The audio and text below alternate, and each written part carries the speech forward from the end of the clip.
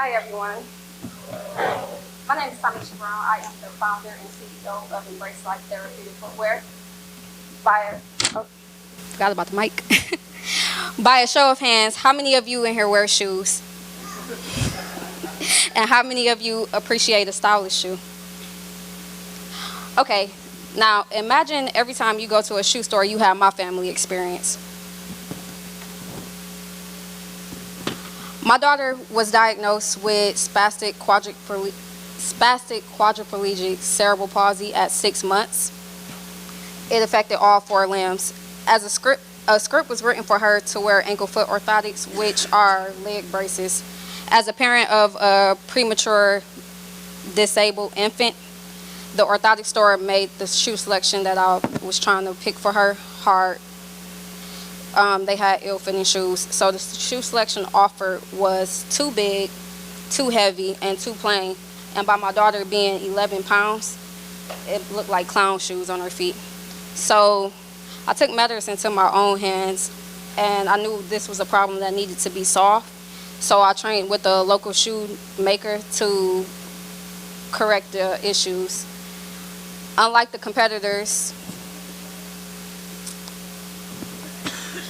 competitors, my company offers a stylish shoe, which includes a heel integration that form-fits around the leg brace. It also addresses child development by targeting fine and gross motor skills, by adding LED lights and reflectors that focus the child's attention and coordination skills, opposed to Pedro offering a orthopedic bulky look. They are functional and stylish and lightweight.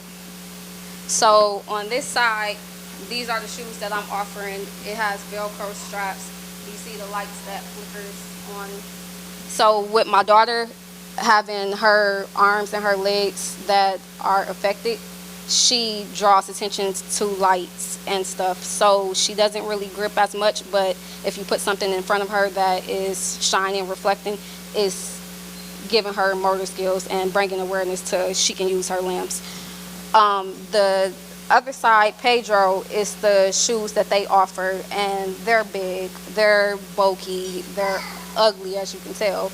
And kids are actually happy when they have light up shoes or something that makes them feel good. Or, ooh, I got the new what is a cartoon? I got the new Paw Patrol shoes. They're happy, they're excited about it. So this is what my company will offer. My target audience will be parents, young adults, and adults, low-income families such as Medicaid, prosthetic and orthotic stores, and therapy centers, also GSID school programs. 2 out of 1,000 kids are born with cerebral palsy. So Benson sells 1,000 pair of shoes within Flint store alone.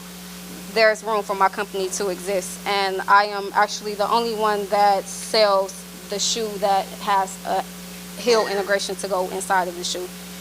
Upon completion of the prototype, I will distribute to 12 different locations at Benson's, and my second year I will distribute throughout Michigan, including Wright St. Philippus. My startup costs in the first year will be $12,000. It costs $45 per pair to produce, and they sell for $75 per pair. I am projecting that I will be able to break even and sell 425 pairs once I bring the shoe to market.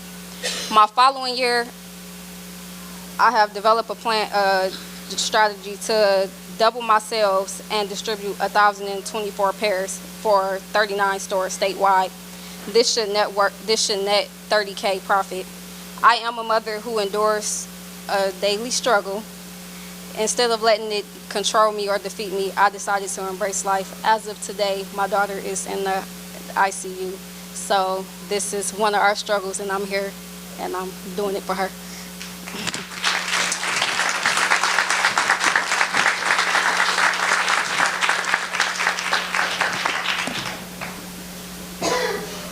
Questions? We'll start down here. Sure. Tamisha, If you were to win tonight, how would you spend the earnings, and what's the most important thing that you would do next? The most important thing that I would do next, first, I would spend the earnings on going to a distribution center that is a manufacturer that is manufacturing my shoes. I feel like it's easier for them to do it instead of me per se, because it takes 13 hours and I'm only one person. So I do make the heel integration myself. I actually made it in my own kitchen. So the material is $1.09. So I will do the part where the heel integration is involved, and I'll have them take on the making the shoes so I can get them out in a timely fashion. Thank you. Thank you. And maybe I could just follow up on that a bit. So you've been able to manufacture a shoe? Yes. Or shoes? Yes. Have you been able to work with any manufacturers yet to kind of understand the cost?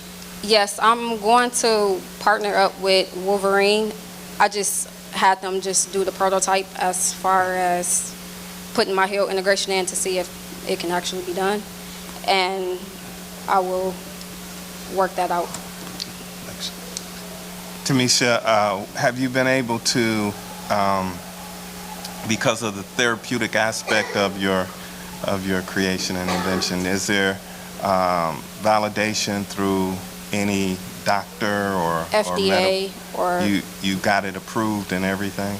FDA, actually, they told me that I was good to go. All I have to do is just pay the $5,000 annual fee, because it's a medical, my invention that I created is a medical device, considered a medical device. So it's not harmful to the kids. It's actually a real flexi plastic that goes in the shoe. It's no wearing and tearing. Of course, I got my daughters, so that is a big, major help when I'm doing my company on my own. So FDA approved it. I worked with the Benson's prosthetic and orthotic, and he walks me through the building and gives me a whole breakdown with everything. So everything is up to code. Great. Hi. So I'm going to ask you a question about distribution. So you're going to a manufacturer. So then what is your platform after that? Are you going to do online sales? Is there certain stores that you're going to have carry your merchandise? I mean, what's the short, long term? Okay, so for my first year, I am going to go through a manufacturer and let them distribute it. As far as my heel integration, I have someone that I met at an inventors convention, and he's an engineer. So I have two people that are going to, two actual engineers that worked in the business for 30 years that is going to manufacture and get it out, and then I'm going to pay them off of whatever I make. As far as my second year, I plan to move up. I also talked to Travis at Benson's, and he was talking to me about going into the actual ankle foot orthotics, which is what my daughter wear. I learned how to make the brace itself, which takes 32 hours, and all I have to do is just buy a 3D scanner, and that would boost up more profit, because those braces alone sell for $2,590, and Medicaid covers. So that would be enough income to come in, because the material is actually really cheap to make the braces. One short question. Are you working with some attorneys? Because you have a prototype. Yes, but it needs to be patented. Jake Ward, I have a provisional patent right now. Okay, all right. Thank you. Thank you very much. Thank you.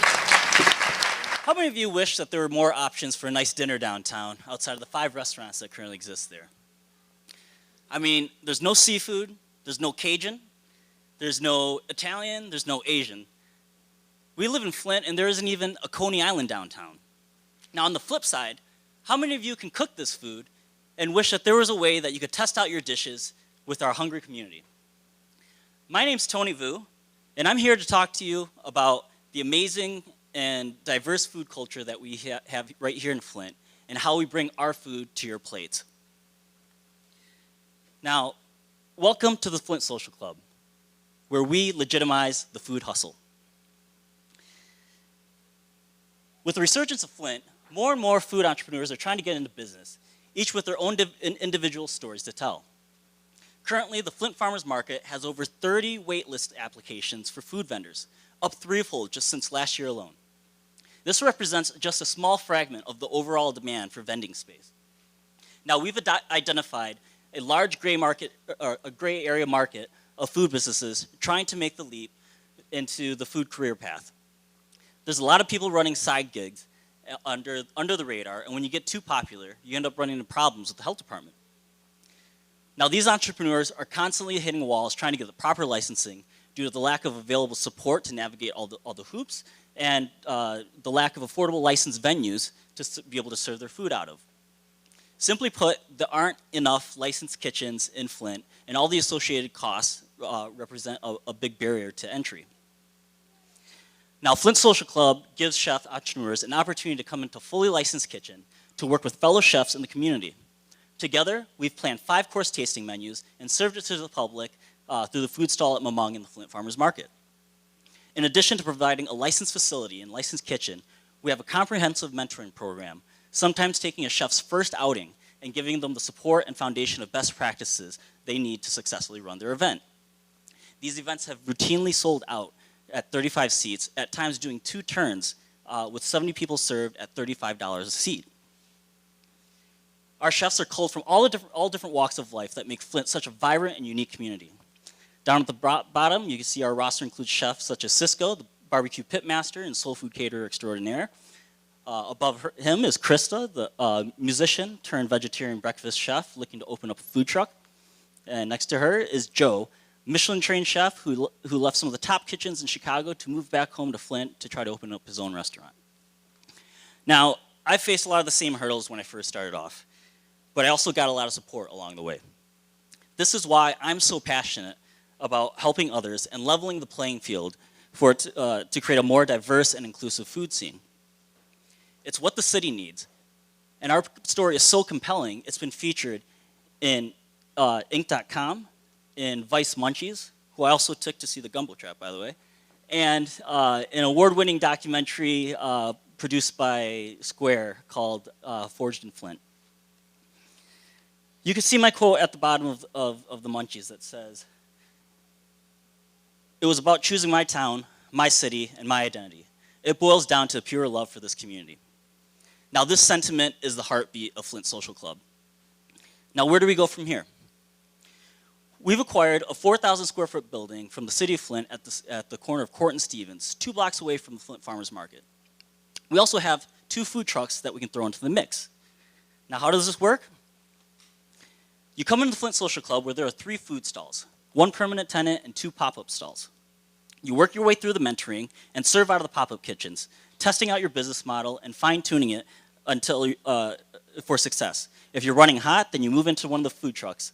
Being mobile is great because not only can you serve at the new food truck park that's being built downtown, but you can also go back to your neighborhood to serve your community, giving them a chance to support you. If that goes well, then you have a proof of concept, and we'll introduce you to all the awesome network of business groups that can help you get funding for your own food truck or even a restaurant in your own neighborhood. Our business model is pretty simple. We're landlords. You can see all of our expenses total up to $84,800 in year 1, $40,800 in year 2 after our fixed costs after our initial costs are gone. Revenue totals to $88,400, yielding $3,600 profit in year 1, $47,600 in year 2, which then gets reinvested back into the program so we can buy more food trucks and put more people out in the streets. Now, there's no one here that does what we do. We are a unique solution to unique Flint. And what's great is that we fit right in the Flint Foodworks ecosystem and can act as a conduit to all the other business and entrepreneurial support that's available to the community. At the end of the day, it's all about the community. We have strength and unity. The history of our great city was built on this bond, and together we'll all move into a bigger and brighter Flint. Thank you.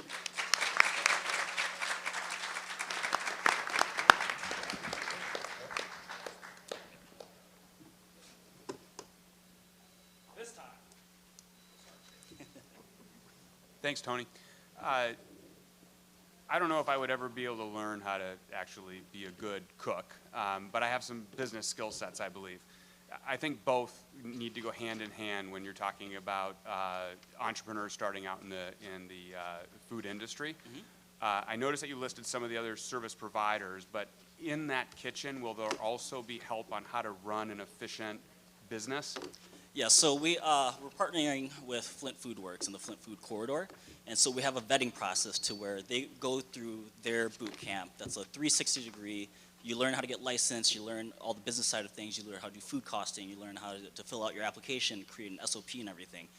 Through that, the people that pass the test and everything can then get filtered into the Flint Social Club. Thank you. Thanks, Tony. So how long would the pop-ups be in place? Is it a daily rental, weekly, monthly? How does that concept work? Well, so it's loose because there's two pop-up spaces. Right. And the working idea that I have is that one of them runs Monday through Friday, and then the weekends are always for pop-ups and for the programming and everything. I come from the Flint Food Works kitchen. We are completely overloaded over there.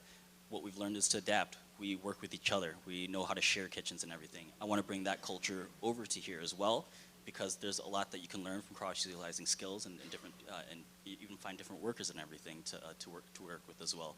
And so, as far as how everything would be set up, ideally, I would like to take on four people at a time, work with them, have them all work together as a crew, support each other, and then do their pop-ups together as well, and kind of graduate out of there. Tony, a couple questions. One is the facility that you've already purchased on Court and Stevens. Mm-hmm. Has it been built out yet, and did you incorporate that cost into to build it out? So it hasn't been built out. We own it. We're using the building as equity with a construction partner. And so in exchange for constructing what essentially is a white box kitchen, it's all the plumbing, gas lines, water lines, and then a hood. We provide the equipment and everything. They get equity in the building, and what they get out of it, what our partners get out of it, is that to anchor the whole thing is we're building a bar there as well. And so, we have all the customers that come in for the food and everything, and then we also create a scene with drinks and everything. You have everything laid out and designed in terms of? No, that's where the $10,000 would go towards, and so we're at the stage now where we need to get all of our mechanicals and our floor plan from our architect. We need to get those design plans, and those our estimates are at $8,500. Once we have those, then we're currently working with SBDC. I can go back to Harry, and then basically we can knock out an actual business plan with all the costs and everything in there. Thank you. So, hi, Tony. Hello. You indicated that will be the only one here in Flint, but that model is in other vicinities. Have you did any benchmarking? Not actual benchmarking, but I have visited a lot of them. I have conversations. There's many different flavors. As far as I know, and that I've seen, and I've traveled all over the world, but all over the states to see these, none of them are this inclusive and this sort of direct with who we are targeting and who we are targeting and what skill sets that we're targeting. The closest thing that I can compare it to would be the Hatchery out in Chicago, but they're a much more robust, massive program that does everything from food production to food trucks and everything else, where this is very specifically targeted towards problems that exist here in Flint. The biggest problem is that there aren't enough food kitchens here. When I talk about gray market people, there's a lot of caterers out there, a lot of people who run pop-ups on their own, illegally, off the radar. They get too popular, they get caught, and they want to keep it going, and so they try to do everything proper. They try to get the proper kitchens, the licensed kitchen commissaries and things. It's just not available. Thanks, Tony. We have a good food problem. Not many of us in this room may feel it. And it's not just in Flint and our local communities around here, but it's across America in general. We also have a food security issue. A recent University of Illinois study has shown that these 9 counties listed are central to our food network for America. If any of these have an issue in production, we would feel the effects of that in our cost and availability of many of the foods that we eat today. With the greener house system, what we've done is provide a method produce food year-round with no additional energy input in any climate. There's also plenty of vacant land sitting around that we can reutilize for the purposes of growing food for our local communities. In Flint alone, there's over 1,400 acres. How it works is so there's three core technologies. The geothermal system utilizes pumped air into it to use the ground as a thermal battery, regulating temperatures year-round.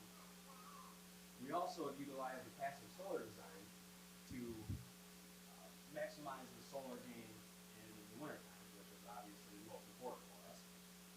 And the heart of the technology is the Lumo greenhouse panels. They convert green light to red, and which gives the plants an enhanced light spectrum that promotes growth, as well as producing energy. We plan to start. I'll do the mic.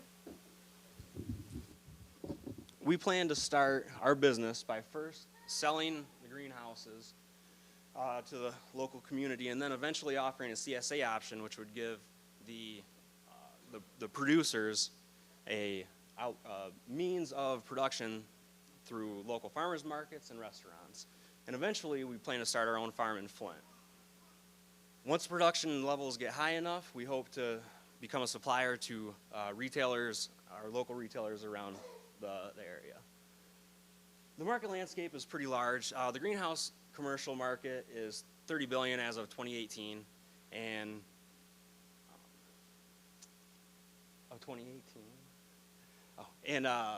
it's currently projected to grow at a compound annual growth rate of 9%.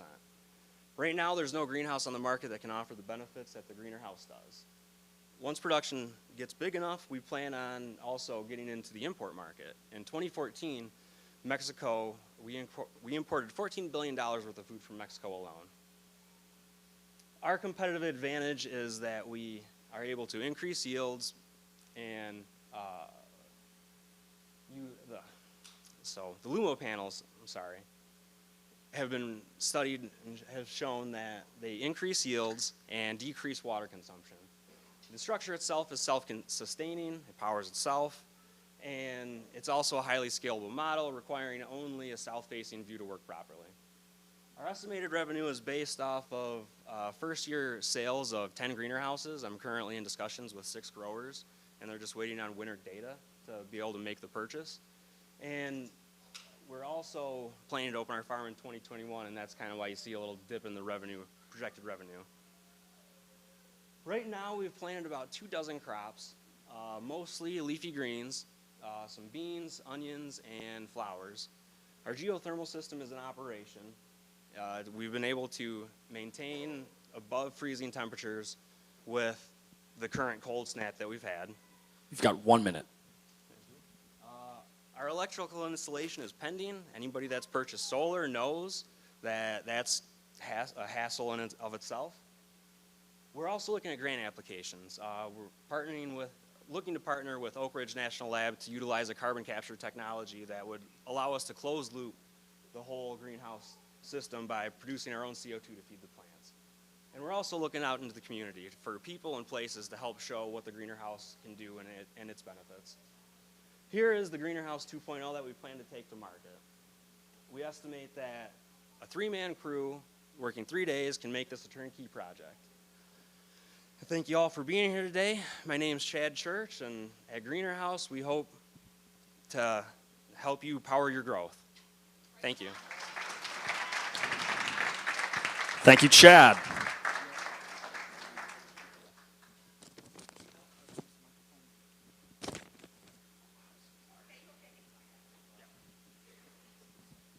Chad, so if we could have you come back up here for questions. So I would like to introduce the Executive Director of Women's Entrepreneurial Initiative and Entrepreneur Institute, Michigan Women Forward, our final judge, Joyce Suber.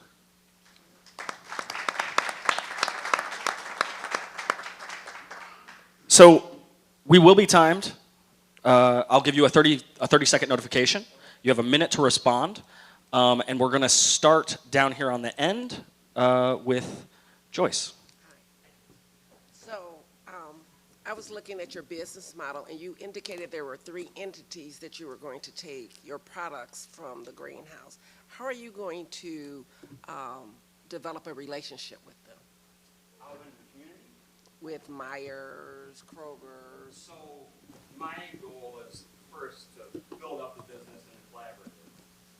Selling these greener houses is the way that we're going to make money. So the food is what I want to do, but it's hard to make money off it, as a lot of people know. So the hope is that once the collaborative gets large enough, they see the benefits, they see the good food, and then we will make those contacts at that point in time. But currently, we're not producing. 30 seconds. Chad, you said you were going to have 10 to start. Where are the 10, and what's the logistics model to position them? So right now, the goal is to sell them. And as I said, we have discussions with 6 current growers. So as of this point, it's been mostly word of mouth. As an engineer, not super confident in selling a product until I have the data. I don't like putting that in front of them. And my calculations show that this will power itself and we'll be able to grow food year round. But until I have the data to show that, I'm not comfortable selling it at that price. Good. Jack, can you talk a little bit about the cost for a greener house, that structure, high level, the cost, and then from a delivery standpoint, you mentioned 3 individuals could set it up. How does that work, and maybe just real briefly a margin on that as well as what you're thinking? Yeah, so right now, the current structure, and I'm still waiting to put in a battery backup system. That'll push me up to about $24,000 for the whole structure. That's including grid tie and everything. And I'm looking to sell these for $50,000. I'm sorry, I missed the second part of the question. That was Okay. I was looking for margin. Yeah, thanks. Real quick question, Chad. If you were to win money tonight, how would you put that, how would you invest that in your business? It would fully finish the system, basically. That's where I'm at right now, is building the capital for that. Great. Perfect. All right, thank you very much, Chad. Hi. That was not loud enough. I need hi. How you guys doing tonight? All right, raise your hand if you like food.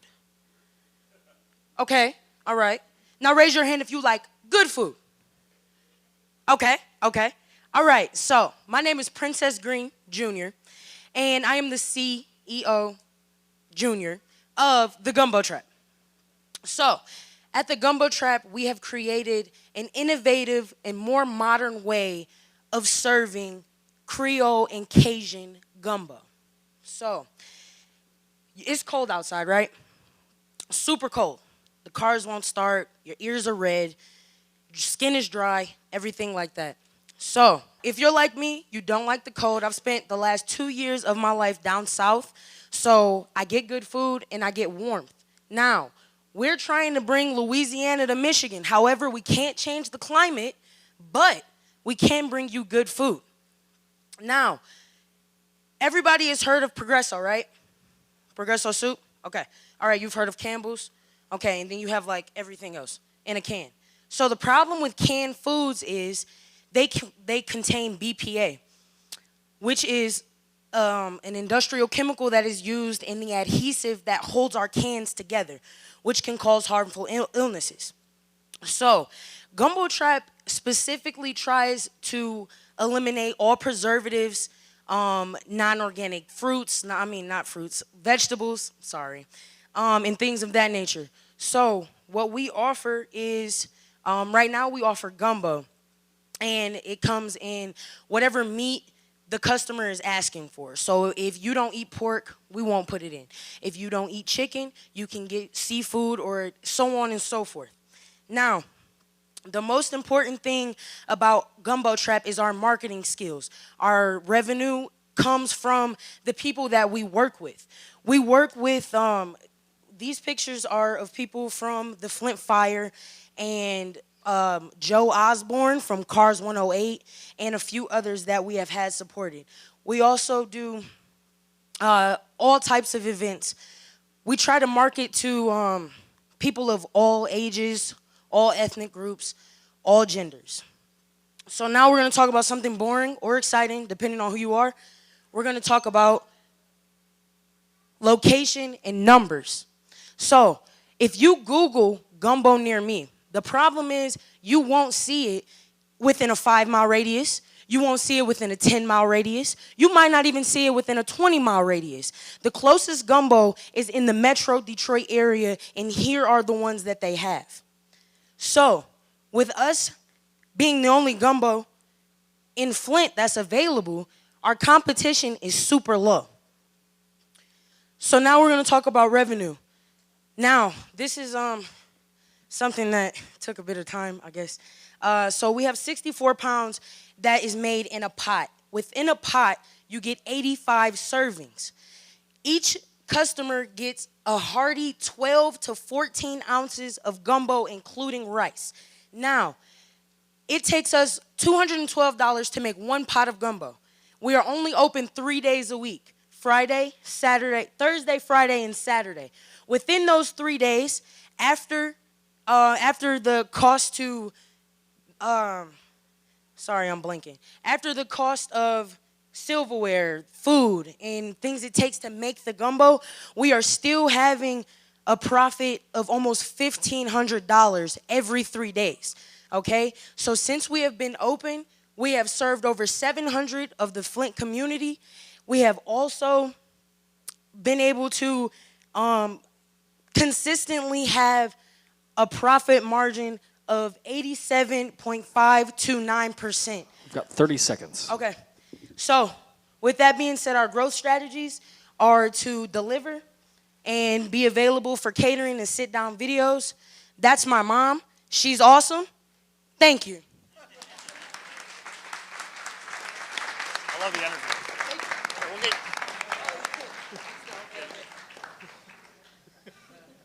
You had me sweating. Me right now. I'm going. We're at the gym. We'll start down here.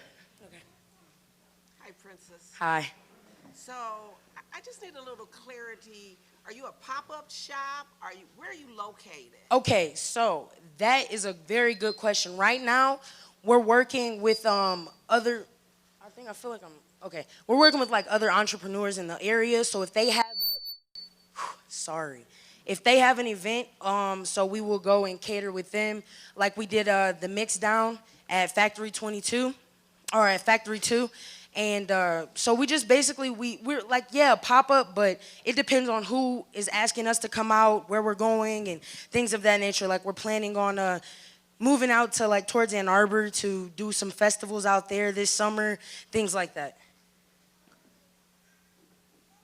Princess, I have a little experience with gumbo.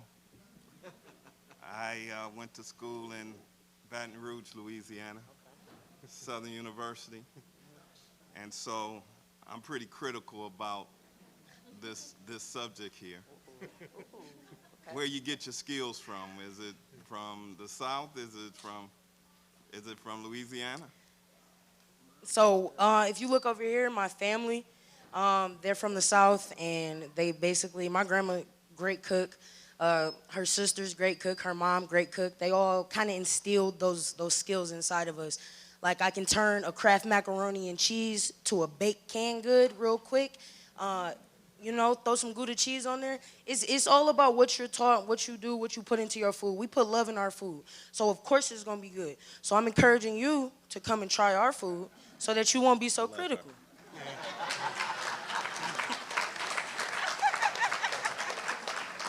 Do you cater? I cater to you.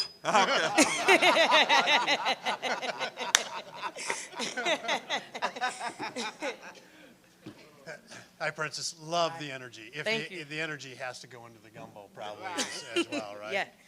Hey, can you, so how long have you been doing this? We've been doing this for 5 months. 5 months. 5 months. And so what, do you have any sales that you can share with us? You talked about the pots and the margin you're getting, but how have your sales been in 5 months then? So, not including like personal life, our sales I would say have been around $12,000. But the reason why it would be maybe on the lower end is because we've had to replace a lot of things. Moving around, paying people to work out of their restaurants has put a dip in our revenue. So with the money, if we could get our own business or get our own food truck, it would skyrocket. It would skyrocket. I mean, the city loves us. So we're just trying to get it out here so that you guys don't have to drive 2 hours or, 37 hours to Baton Rouge?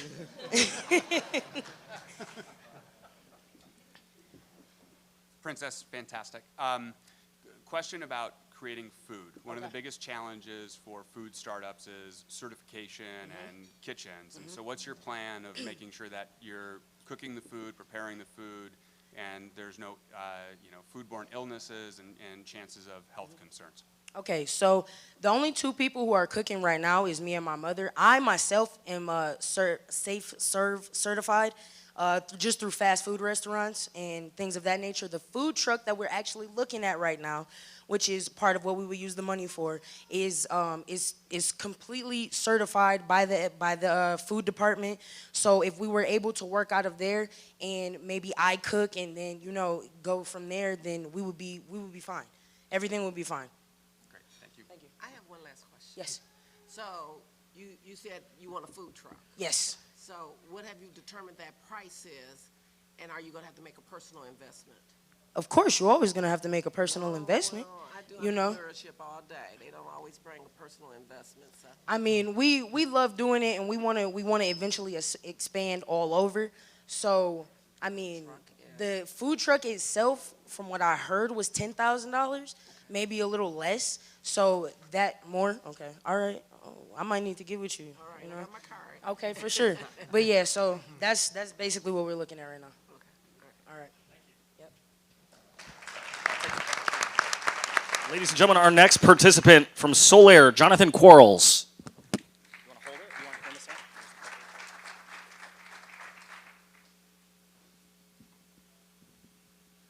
There's a great philosopher that once said that life is not so much of the breaths that we take, but of the moments that take our breath away. And in 2014, my breath was taken away, and that was the moment that was redefining as to what my why was. Some of you all can remember the Flint water crisis. I was living in Detroit, and I just can remember hearing about and having family members that were affected by this situation. And I wanted to be a part of the solution, not the problem. And so I then had friends calling me who were investors who wanted to participate financially. And I think that was just one part. But I wanted to figure out, as an entrepreneur as well as an investor, how can I be a part of the change for the community that actually raised me? And so we came up with Solaire about a year, maybe almost 2 years ago. For 6 to 8 months, we went talking to the community. We sat down and talked with community leaders, faith-based leaders, business leaders, and philanthropists all over. And we had a conversation about what is it that they want before we even talked to them about any kind of water possibilities. And so what we heard was, we want jobs. And what we heard was, we want to be able to create our own opportunities. And so Solaire was created. We started off actually here having a demonstration project, which you will see 15 panels right outside of the facility here. We also have 15 panels outside of the City Hall downtown, and we're looking at doing more throughout the community. But we are a bottling company that is very unique and very innovative. The problem was simply this. There was a lack of quality water, there was a distrust within leadership, and there was a negative environment impact and unsustainable water sources. The value proposition was simply this. We wanted to provide clean and delicious water, premium water that comes from Flint. Sustainable packaging, improving lives of others, and having a nice brand. This is how it works. There's hydro panels if you all go outside. Some of you all have seen it probably. You all have experienced it here. But these hydro panels are able to basically extract from the air, and it's powered by the sun. So it's 100% sustainable. We do not utilize any pipes, and we are 100% off the grid. So you can literally put us in the middle of the desert and we can create water. We were very thoughtful about our sustainable packaging, And so we will be 100% BPA free. We are looking to be glass bottles as well as rPET, which is the best recyclable bottles that you can have. We also thought that it was important, and what we heard from the community is to have a social impact. And so it's not enough just to make money. And so this is not a business just to make money. We have a social initiative. And so for every bottle that's sold, our entire revenue, 10% of that goes back to the Flint Water Fund, which is managed through the Community Foundation of Greater Flint, which is our partner. We also looked at ways in which we can actually brand to order to have other opportunities. And so we will be leveraging social media for direct-to-consumer. We have merchandise that actually have a passion for fashion. So I'm looking forward to doing more work with the merchandise and really providing pride for the city that I love so much. And then different customer engagements, tastings, and very similar to like wine tastings and beer tastings and things like that. Our target market is the U.S., mid to large cities, urban communities, 21 to 55 years old, mid to lower to mid level, lower and middle class, those that are ethically and who values healthy products. Our market analysis, beverages as it relates to beverage rankings, water is the #1 ranking right now. If you all go to the store now, y'all probably know that. There's a ton of water on the shelves right now. Annual revenue right now is $18 billion, plus annual revenue growth is 8.8%, annual sales 13.7 billion, and right now private label water is one of the top. This is our revenue model.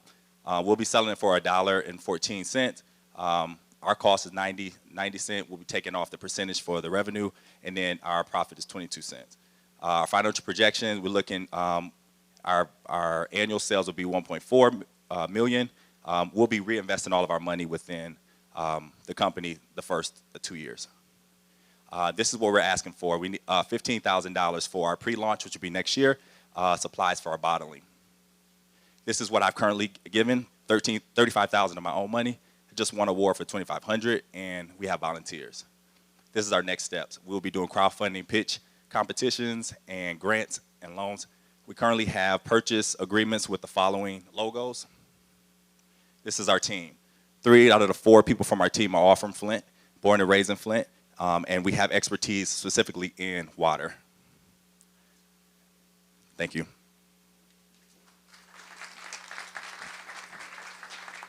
So I'll let you hold on to that.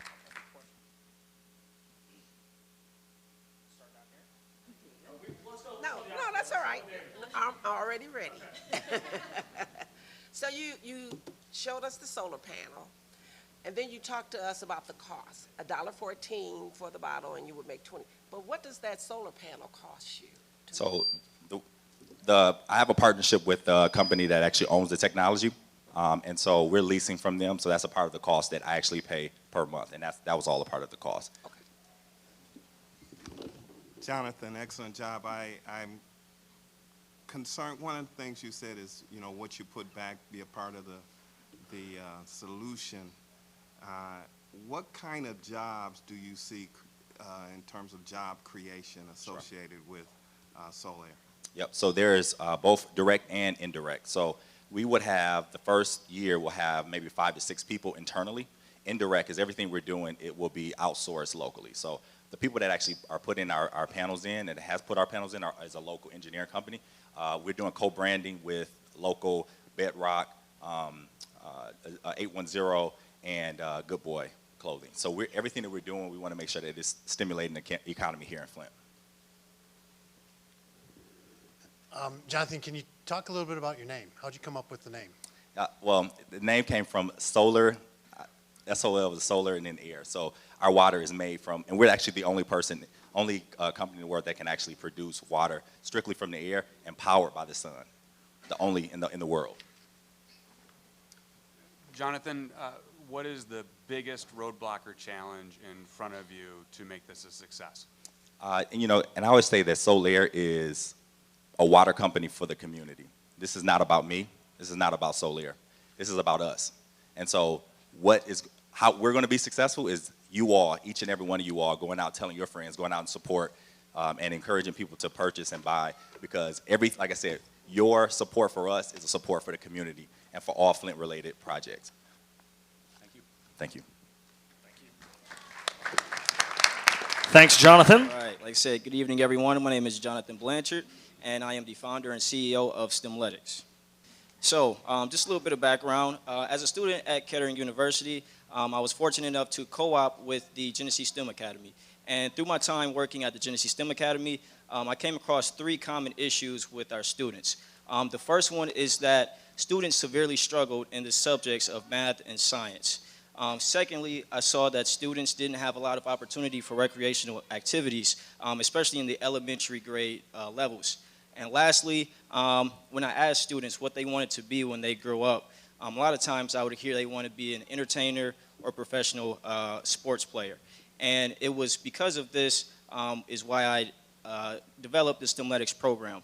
And it was when I asked that question and I opened them to the possibilities of where STEM can take them is when they started to open up their eyes about where STEM can take them as a career. And so here at STEMletics, we teach students STEM, so science, technology, engineering, and math, through sports. Our objectives are to increase math and science proficiencies, encourage a healthy and active lifestyle, as well as expose students to the many, many possibilities of STEM careers. How this works is students participate in athletic training using our sports technology. Now, the sports technology teaches students about the science of their sport. So here we have an app called Home Court.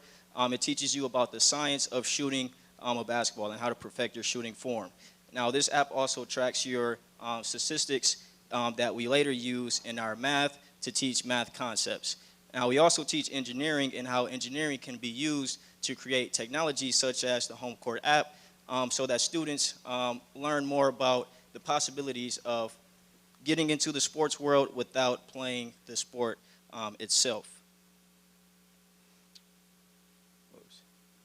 You can't really see this slide, but we have 2 separate curriculums. There's our STEM sports curriculum, where students are actively participating in athletic training. And on average, we see an increase in proficiencies in math and science of about 35%, which I believe is huge in such a short amount of period because they're learning while they're having fun. We're trying to make learning fun and interactive for our students. We also have our engineering innovators that we go through our engineering design process and teach students how engineering can be used to develop technologies to help solve problems in sports that they come across on a daily basis. So our market strategy is basically a business-to-business model. We want to partner with local organizations, community organizations such as Burston Fieldhouse, which we actually host programs right across the hall. We want to partner with local schools such as the Genesee STEM Academy. We want to partner with sports teams such as our Flint City Bucks, who we've hosted field trips with, and much, much more. There's endless possibilities with the number of schools and community organizations that provide recreational and educational programming for students in communities just like Flint. So currently we offer 3 services. We offer our after-school and in-school programs. We offer training camps and as well as workshops. Moving forward, we want to expand our model to create sustainability not only within our own company, but within the partners that we partner with, the organizations that we partner with. And we want to do this by creating our curriculum packages, which basically takes our program that we implement and making it available for anybody by providing training materials, providing workbooks, providing all the equipment that we use in our program so that they can use it within their organization to make them more sustainable and also make us more sustainable since we don't have to utilize manpower to implement our programs. So this is just a quick return on investment.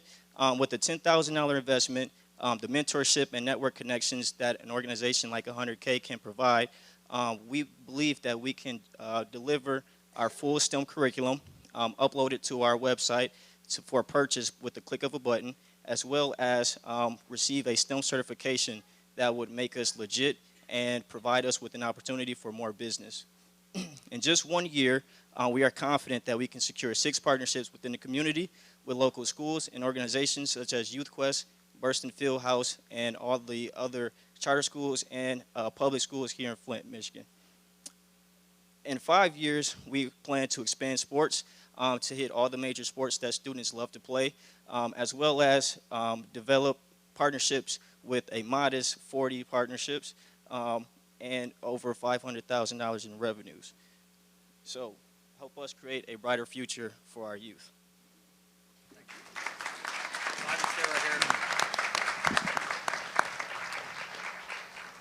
And now to our judges, Ms. Suber.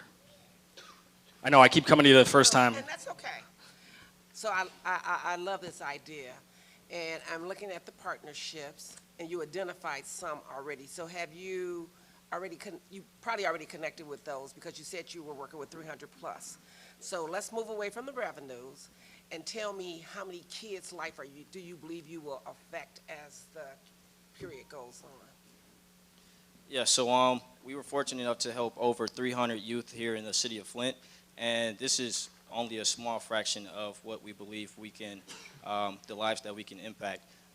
If you think about how many students are in a district-wide, in the city of Flint, there's over thousands of students in the city of Flint. Now you go to a bigger city like Detroit, and it's 10 times, 20 times as many students. So with our curriculum, we believe that we can provide organizations in districts like the Flint Community School District or the Detroit Public School District with the resources necessary to implement our program and impact the lives of thousands, if not tens and hundreds of thousands of youth throughout not only Michigan, but the country.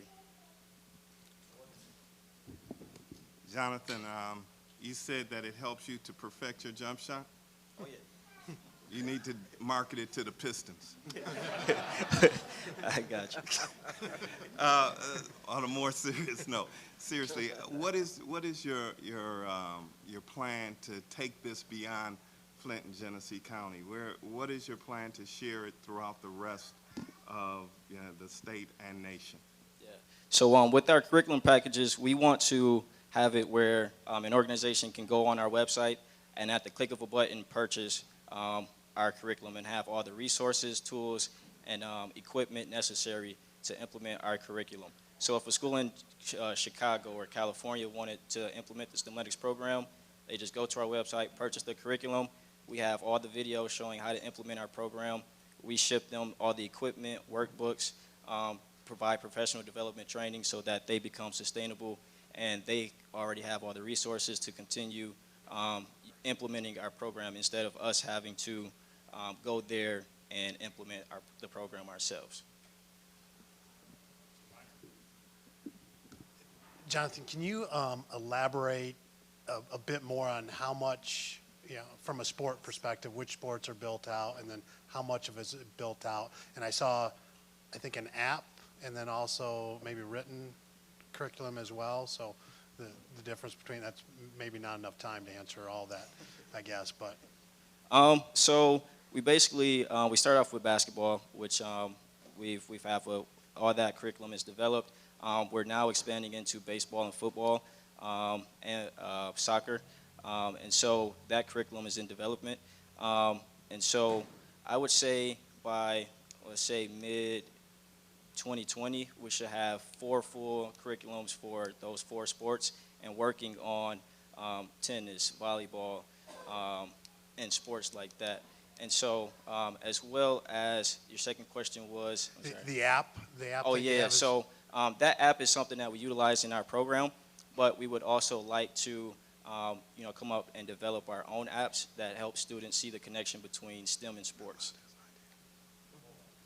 Jonathan, what's your most important next step to move your idea forward? Our most important step is to get our curriculum live on our website. And with that, it takes investment to purchase, first to design the website, create a membership portal where people can access the curriculum online, providing them with professional development, coming up with those trainings, and so on. So that would be our most important next step is pretty much getting the investment and funding for building out our curriculum. Like I said, getting it certified through a STEM agency, and making it not only more official but more effective for our students. Thank you. I do have a question. How much are you going to charge? Are you charging the community, such as the schools, those partners, or are you looking for individual people? The curriculum is going to be for organizations. So like a Burston Field House and like a school would purchase the curriculum. And schools actually have money set aside in their budget for curriculum like this. At what cost? At about between $6,000 and $10,000, and that's covering equipment, like I said, the videos, training equipment, workbooks, resources, all that good stuff. Okay.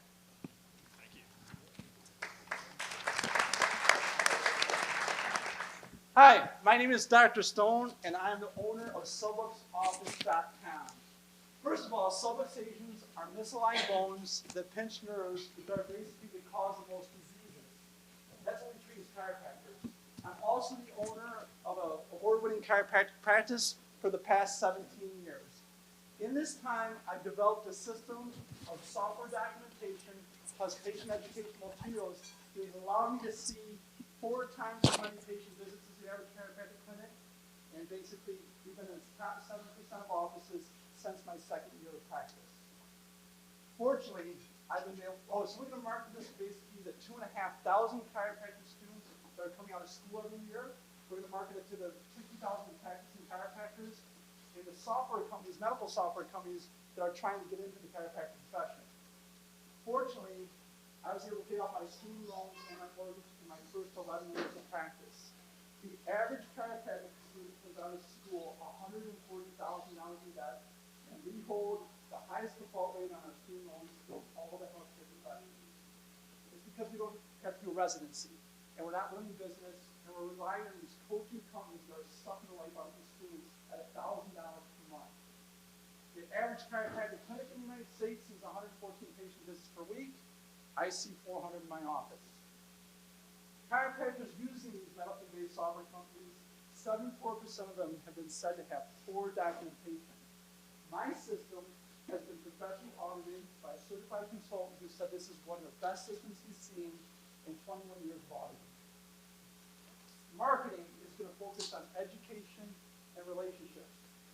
So I'm going to chiropractic conventions, the students homecoming, the chiropractors to continuing education conventions. We're going to make initial contacts, and we're going to get them over to our website. And on our website, we have videos that show step-by-step procedures on how to use the system, the form, and the software. Once they get there, we're going to allow them to download all of my forms for free. And of course, this will be a great marketing tactics. Also, the medical-based software companies, I'm going to be doing weekend seminars with their sales team. And through these relationships, our software will be purchased for about $79 to $164 per month. And then we'll continue the relationship by basically giving them educational videos every week. We're going to have a lot of advantages, but the most important thing to remember is this is a total system. Not just software, but coaching, practice management, and patient education. Chiropractors will be able to see 4 times as many patients, and since it was created by a chiropractor, we'll be using it in the office and testing it daily. The biggest thing is we're going to be affordable. So we're going to be at $79 to $164 a month. The average of our competitors is $251 a month, and the coaching is what's killing it a month. We're going to be at $0 because of the software. They're at $1,000 per month because they're not running into school. In 3 years, we're going to capture 2% of the market. We're going to have gross annual sales at $1.1 million and gross annual margins at $990,000. And remember, these are going to be ongoing monthly subscriptions that build every year. So, any money won from this competition would be greatly appreciated. We're going to use it to basically hire 2 talented computer science students. My current software company has agreed to oversee their work. That's what the money will be used for. Let me close with this. The chiropractic profession was founded in 1895 by a man by the name of David Daniel Palmer. He said that chiropractic was built on a different foundation in medicine. We don't treat diseases, we adjust causes. It was a paradigm shift in the healthcare system back in the day. 1 minute. Thank you. Paradigm shift in the healthcare profession back in the day. unfortunately, nowadays, chiropractors are being forced to use these medically based software systems where they're stuck focusing on symptoms rather than what they know is the cause of disease. My software will be the paradigm shift in our profession that will allow our chiropractors to refocus on treating the causes rather than chasing the symptoms. I sincerely thank you for allowing me to share my business with you, and not just my business, my passion and mission for my profession. I would love to take any questions that anyone may have. Thank you, Dr. Stone. Shuffle this around real quick.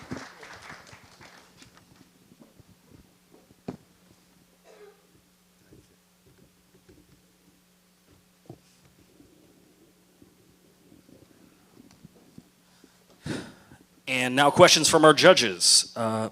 Start with Ms. Suber. Mr. Wilkinson. Hello, Dr. Stone. Have you benchmarked your competition, and what does that look like? Like I mentioned, yeah, when you look at the top, as far as the coaching goes, $951 per month. They're killing these students. As far as the software goes, average is about $251 per month. This is going to be huge. Chiropractors, like I said, the average income is about $72,000 a year. We need something like this. These are the highest quality in our student loans of all the professions, healthcare professions. And they're killing these guys. The reason why they can do the coaching company 30 seconds. because they know. 30 seconds a week or 30 seconds a For the question. For the question? All right. So yeah, what they're doing is they know these coaching companies are working, can cost charges because they don't want to run businesses. And there's $140,000 in debt, and they're paying highest rate of default in our student loans. So thank you. Ms. Suber. Hi. Good job, but I need a little bit of clarity. So this process is for people that have exited medical school, right? They're chiropractor, they've already gotten their license, and now you're setting them up to use the forms and the software that you've created. What's different about that than what they learn in school? And like I said, so the medical companies are basically controlling, it costs about $2 million to build a complete system. So these bigger companies that are medically backed are forcing them to kind of fall within this system, the simple tech model. And so even the ones that are out there right now, like I said, 74% of the documentation is questionable. So they're using these, or they're being forced to use these supplements. As soon as the patient walks in the office and they say, what's wrong with you? And you say, you've got neck pain. Then we go out and do your exam.